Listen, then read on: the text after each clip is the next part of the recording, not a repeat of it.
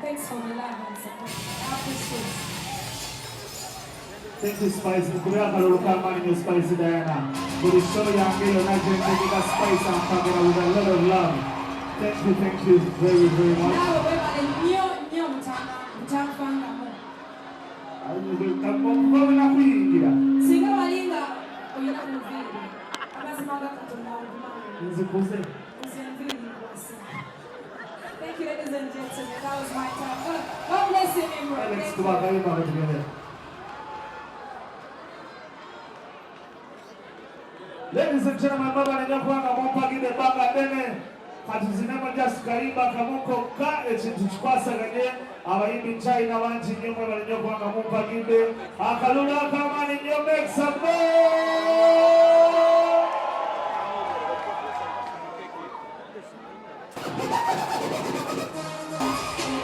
Vamos, get it. What is going China?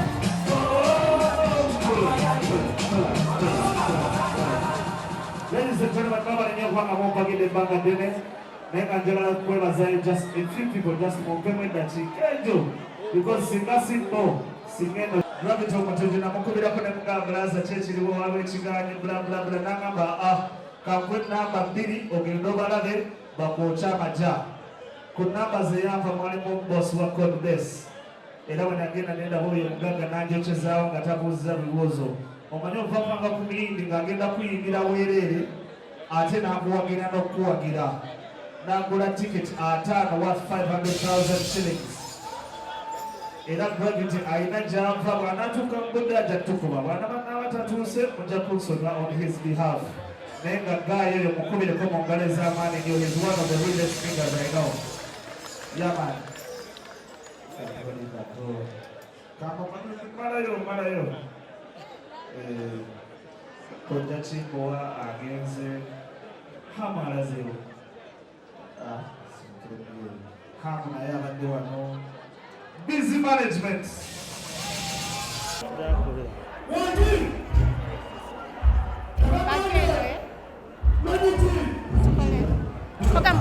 Ndio Gambote. Kitambudde kitaleero.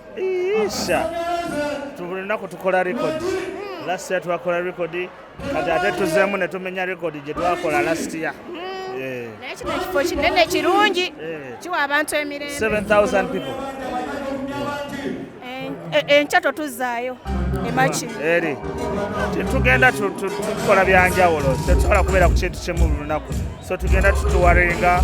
Probably next time tuzogenda keruwero oba Mbarara or something like that. Okay. Saka webaza abantu. Bafani ba DJ Nimrod jagala bebaza mwe balinyo kubanga mutuweseze ekitiibwa. Temukoze nga shows endala ezibadde ziflopinga. Nokubye nnyo. Temutuli da. Of course waliwo abantu abakola show ne zigaana. Ngabani. Tubasabira. But unfortunately now real fans bantu banjagala so njagala bebaza nnyo kubanga tebanswazizza banda z'omukwano ate ovanga ku muntu gw'osasuza n'ayambala nekyoyagala akole ki ayambale so mwebale nnyo kubanga mwanoonyeza ka white mwebale kunyuma kintu kyakabiri. Ngabani abakola shows ne zifloping? Bangi namwe mudi babalaba abamu babeera ku Cricket Oval abamu babeera ku Freedom City ne bakola zisho ne zigaana naye ng'ate beyita abayimbi ab'amaanyi. Imagine kati eno show badde ya DJ si ya muyimbi naye abantu balaze ekifaananyi ndowooza ogenda balaga ebifaananyi ne videos kyakabiri. Olinamu embeera n'owa Cricket Oval engeri gy'omukubamu ng'asi ya muntu bulamu. Sirina mbeera na muntu yenna kitegeera ate nalekeddawo n'okwogera ku bayimbi abamu because buli bwe mboogerako abantu beeyongera obbamanya so kati nja kweyogerako nganze abantu beeyongera okummanya because waliwo oyogera ku muntu nolowooza omuyambako buyambi abantu bammanye naate nabitwalamu oba busungu oba ki so sikyayagala kwogera ku bantu yenna gwe naade nyiizizza kitwale nga bw'oyagala oba onsonyiwe naye sikyayagala kwogera ku because oyogera ku muntu ate naakola sho neflopinga nga gwamwogeddeko ojjuzizza sho tegera kadani awo aba mubi. Nimrod, lese mwatugamba sente ze wakola wali ogenda zirya neza kuno omulundi zakuliibwa ate omanyi kati enkya teri determined tegera buli lunaku you live one day at a time tegera nze siina gakeera nkya nga siriiwo sente zembadde nterese abantu ne bazeeyagaliramu abamu benjagala abamu besaagala so ne zino share eno wiiki ziggwawo n'abakyali bange bemmanyi bentambula n'abamanyi okulya sente eno wiiki tezigenda sigalawo. Abantu abamu bwatimbye nga tetubalabyewo ngane Gravity anti Kenzo abamu bakyalina shows ewalala bayinza okujja abamu balemererwa mumanyi bintu bibaawo kati Waikibenda tasobodde kujja because alina ekibadde kimukodde mujja birabaawo mu wiiki saagala byogera bati mujja biraba ebibadde bimukutte ensonga lwaki teyasobodde kujja. Jose Chameleon abaddewo aŋambye agenze enfuka n'abulawo buzi so naye nga abayimbi babaddewo waliwo ne besaayise abasobodde okubeerawo so it's just a vibe. Okay. Mickey Wine, Daxi Vibes, Bobby Wine, si bakyali bange ku kipande tebaliiko even last time era kyewakola kyeki. Daxi ali mu rehab ekivulu kye Africa naye akijjeeyo kati tanaba kudda ngulu kyobola atasobodde kulabikako leero naye no show wagiranga adda before yenna leero abadde alina okujja but show ye bagijjeeyo lwali oba lwakutaano oba lwakunaawo so tanaba kudda ngulu so tugenda kunoonya vinu endala.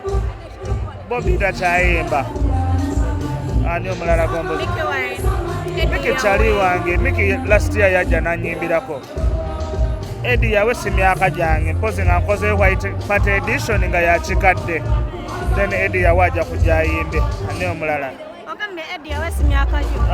mukadde nze tukyali bavubuka wano bwe nakola white party adult edition oba kikadde edition then Eddie yawajja kujja ani yeah, I'm just 30 nakakolokinga 30 just on the 17th of June.